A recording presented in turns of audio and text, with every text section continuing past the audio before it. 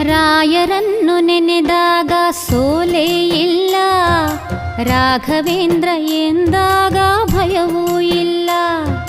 ರಾಯರನ್ನು ನೆನೆದಾಗ ಸೋಲೇ ಇಲ್ಲ, ರಾಘವೇಂದ್ರ ಎಂದಾಗ ಭಯವೂ ಇಲ್ಲ.